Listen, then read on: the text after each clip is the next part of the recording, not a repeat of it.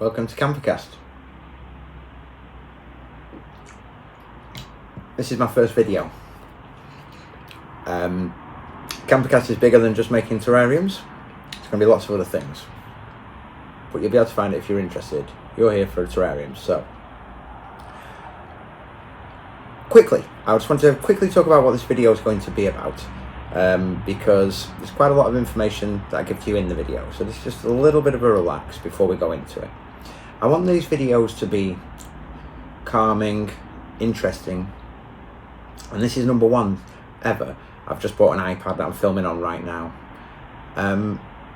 Please tell me where I'm going wrong, be gentle, be kind, but I want to be really good. Speaking of really good, Serpa Design on YouTube. Nobody's better at making terrariums. So when I do these videos, this is, by the way, is not a terrarium that I'm going to be talking about today. But I'm going to use this because the terrarium's in my studio. I'm not by my studio right now.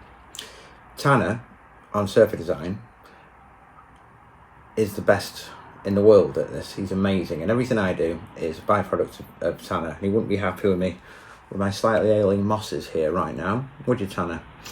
But anyway, why do I keep talking about Tanner? Because Campercast is going to largely be about podcasts, talking to people, interesting people who inspire me to live a life of wonderment. So I want to talk to Tanner. So if you like this video, please leave a message in Tanner at Serpa Design on YouTube, one of his videos. Please leave a comment. I'm getting attacked by a mosquito. Please enjoy my video, and like, subscribe, leave comments. Please give me feedback. Please be gentle. It's my first video, but I am interested in where I went wrong, what I can make better. Thank you very much. Enjoy. Okay, I'm starting by making fabric for the false bottom. This will separate the growing medium from the gravel or sand base. This is about 1/2 centimetre too large.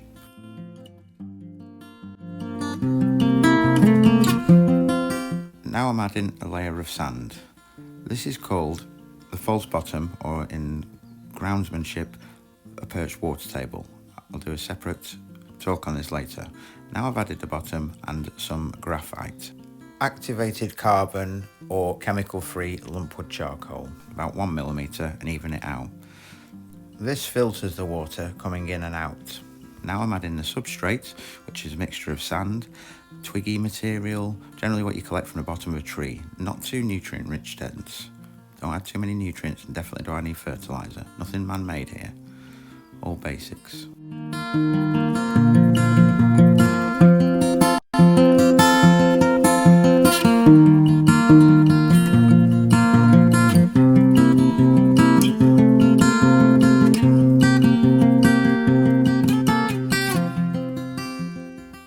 Finishing off the layering of the soil, landscaping if you will here, cleaning up, and if you see that I've sloped it from the foreground to the back, higher at the back, lower at the front.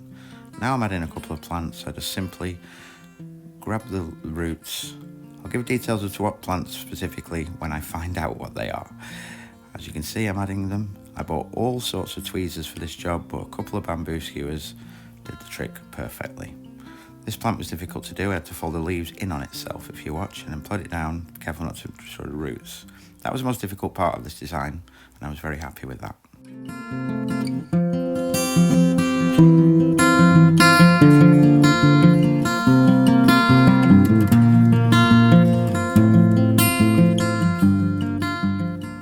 As you see, the process here is just a very simple operation of gently rolling the roots. Technically mosses don't have roots, but rolling it all together, pushing it down here. I made a little tweezer, split the end of the bamboo, and that helps a little bit, and use another bit of bamboo to lever out.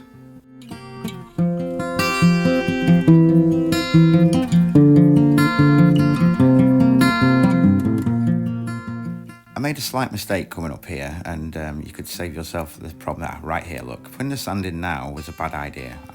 In retrospect, I would have put that down first and planted into it, because it just made things a little bit messier.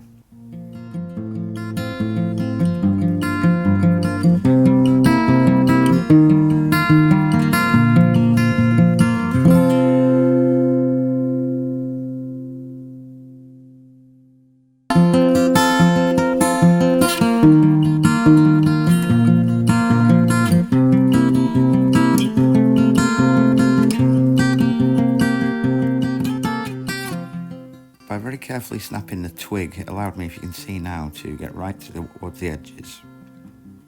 And also I glued, yes, this is here, taped a cotton bud on, allowed me to clean. So this tool I still have, and it works very well.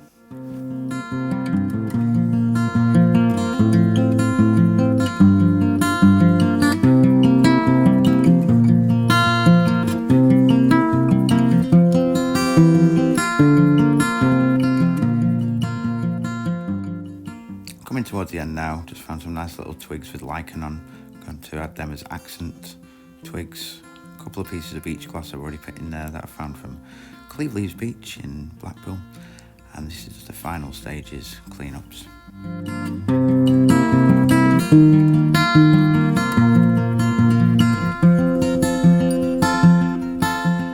Quick tidy up and time to add the final bits, very important bits, which is water, enough water. You can use a pipette or a syringe, and some springtails, which you can buy from stores. These are part of the cleanup crew, and they break down any detritus and add to the circulation of the system. Here is the final product, just before springtails are going to be added.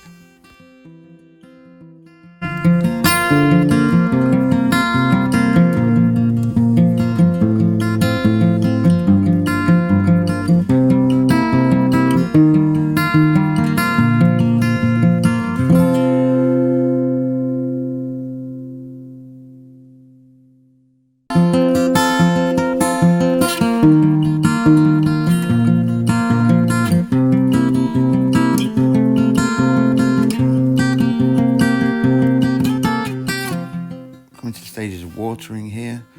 Be very careful not to add too much water, just enough to soak down the sides and moisten the bottom, but you do not want standing water in the bottom. Very important. This is very much a process of learning as you go and getting the feel. I've made about 5 now, and I can tell the right amount of water by the weight. There goes the springtails, cleanup crew, and finished terrarium.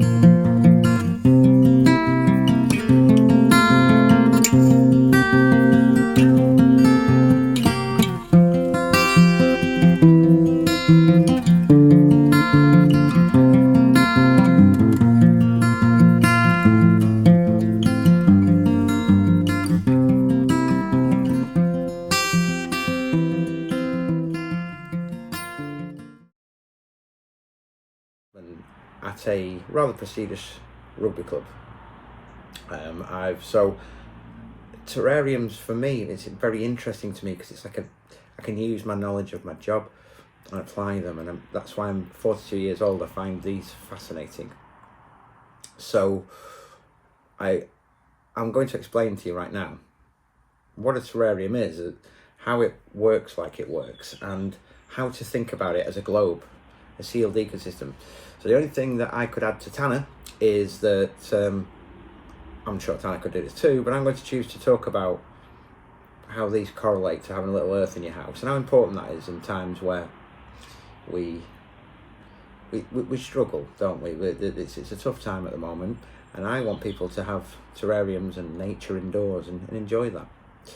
And that's what this is all about, that's why I'm making them. So let's talk about terrariums. Okay, this isn't the terrarium that I'm be doing for this video, but I made this for my parents and I wanted to just talk about this one and go through a terrarium with you.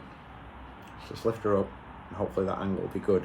You'll be able to see the false bottom. Now this, choosing a globe on purpose because it's like an earth, and I love doing analogies in life. So I feel the weight of the water in it. It's fantastic right now. Can you see here? When I made this, I put sand in there. This is the ocean. These are clouds. They are also rivers, tributaries and streams.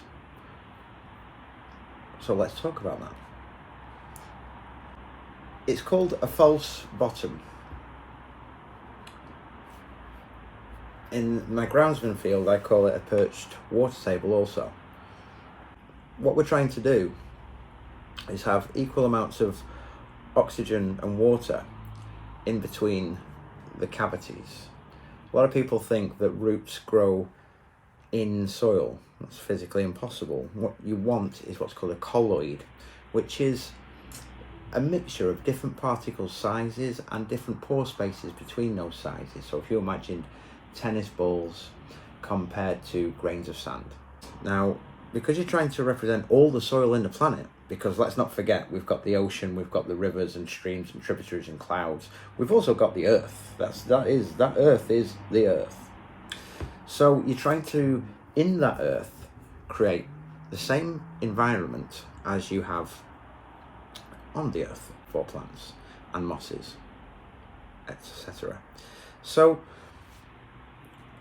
we put free draining substance in the base, here to here. Not very deep if you look at the whole depth. Always remember that when you're making a terrarium. Not too deep, don't go crazy here. Now what you want to do, this is all in the video and it will all be explained.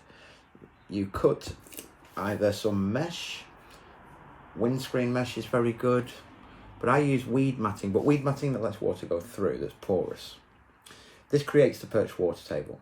It allows water to freely drain down but seep through rather than drain through. If it goes through quickly, this will all be too dry at the top. So it captures, it keeps moist and it seeps water through, allows oxygen to move inside, it keeps the water healthy. So we have a 1 to 2 centimetre layer of sand, could be gravel.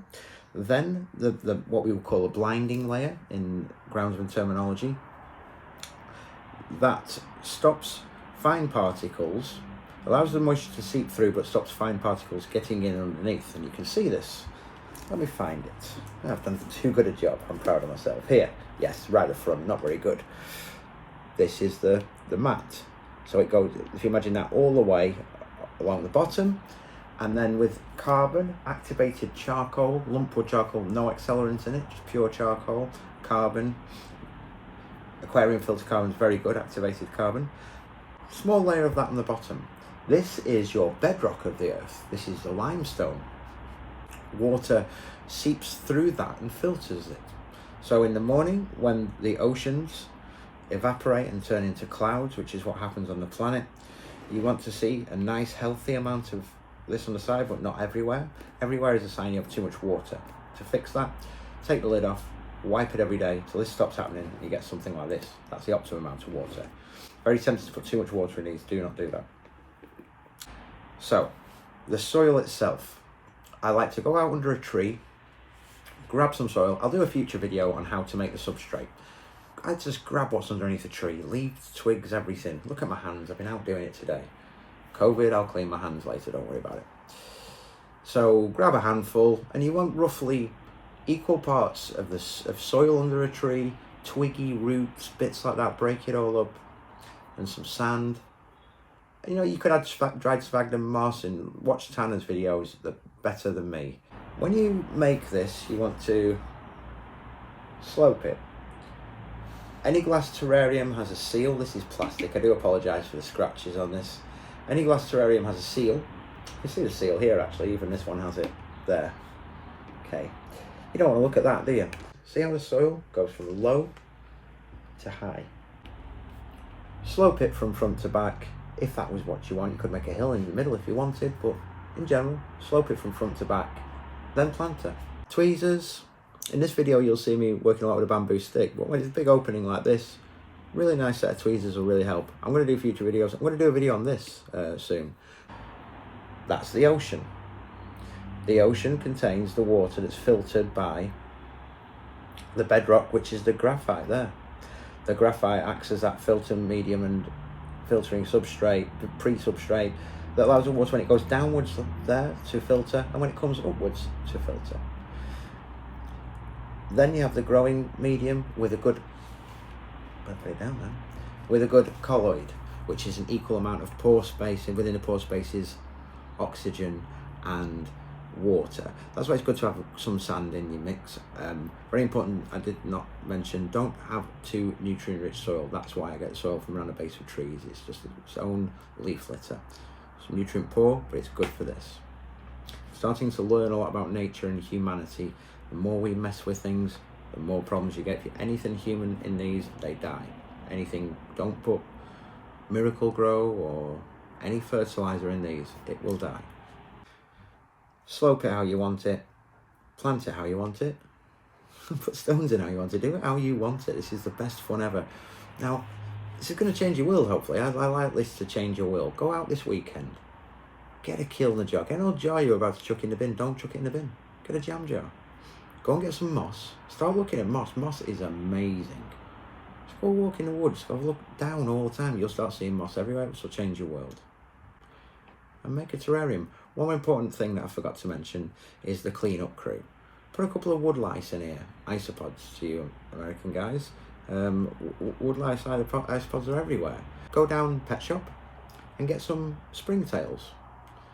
Folsomia candida, if I've remembered that right, I'm going to be proud of myself. They're little fleas. They make you feel itchy when you first look at them. They're white, and then you get used to them. You love watching them walk around in here. There's so many here right now. Yep, looking at one in there right now. And they're your friends. They break down all the dying things. They eat them. So if you think about everything I've been explaining about the planet, then let's think about its inhabitants and its fauna. Talking about the flora, so it's fauna. You can put an earthworm in here.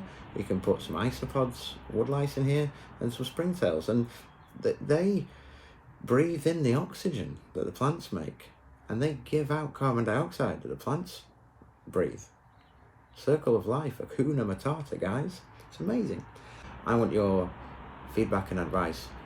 The usual antics, please like and subscribe. This is my first video. Likes are currency to me. If you like this video, you have no idea how much that'll help my life in the future, because Campercast is a project of meeting like-minded people who don't need a boss, that can make things like this and have a truly inspired life, whatever you want. But this is the very start for me. Many are more amazing things to come. So please like, and if you like it, subscribe, because I think the Wineglass terrarium video is pretty good. Let me know, Tanner. Hit me up. I'm coming after you, bro, in the best way.